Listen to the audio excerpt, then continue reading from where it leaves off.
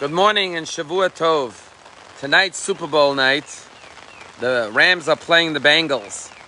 And while the world is gearing up for this big battle on the football field tonight, sadly and tragically, the world is also gearing up for a potential invasion of Russia into Ukraine. An unprovoked war. And it's interesting that the names of the teams tonight, the Rams and the Bengals, are both animals. And Ram is from the sheep family, and Bengals are from the cat, lion family. So it's the prey and the predator.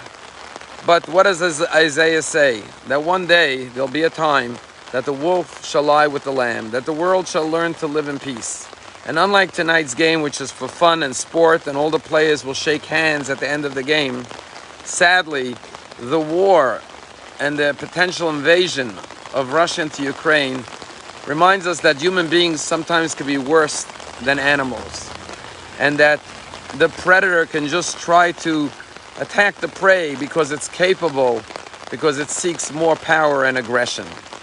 Yesterday's Torah portion talked about the breastplate that the high priest wore, which had the names of the 12 tribes of Israel engraved upon the 12 stones, which shone forth and radiated its inner light. But what's interesting is when the Torah describes the names of the tribes of Israel, it doesn't say that the name shall be upon the stones. It says, Havanim, the stones, the 12 stones, Tiena shall be al Shemot, upon the names of Israel. Because when names are engraved in a stone, actually the stone is upon the names. But there's a deep metaphor and message here. Our name is our calling, our potential, our mission in life, our inner light, our soul.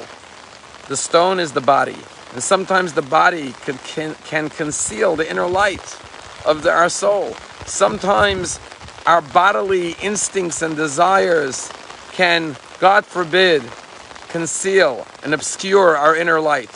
So the Torah says, even though God created us, that the stone is upon the names of the children of Israel, the name and our soul and our potential is so great that it could permeate and pervade and transcend and express itself and go beyond our physical instincts and desires.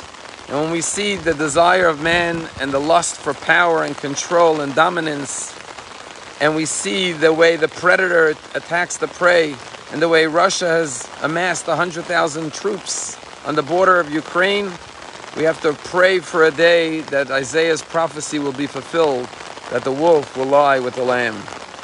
Everyone knows the story of Jonathan Pollard, who was sentenced to a life in prison for spying for Israel. He admitted his crime, pled guilty, and was given a harsher sentence than any other spy in American history. But last week, sadly, his wife Esther passed away at the age of 69. Esther learned about his plight in 1990 and remembered that she was on an Israel trip with him as a teenager. She was from Montreal, he was from Indiana. And she wrote to him in prison, and they became close to the point that she fell in love with him and realized that he was her soulmate. And even though he was facing a life sentence, in 1993 she married him.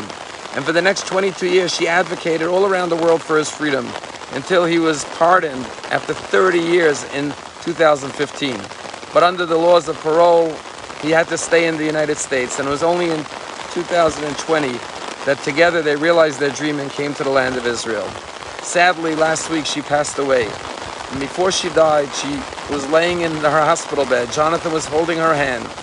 And suddenly she opened her eyes and looked at Jonathan and said, Jonathan, my soul came down to this world for two missions.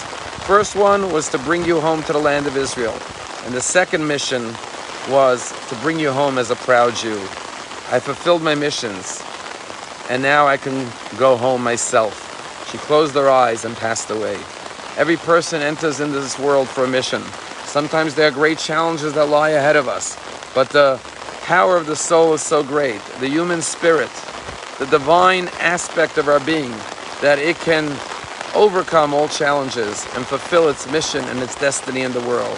As we watch the Super Bowl tonight and enjoy sportsmanship, let us work together to be able to transcend the human aggression for violence, for lust of power and control, and come to a time when the wolf and the lamb shall live in peace. Have a wonderful day.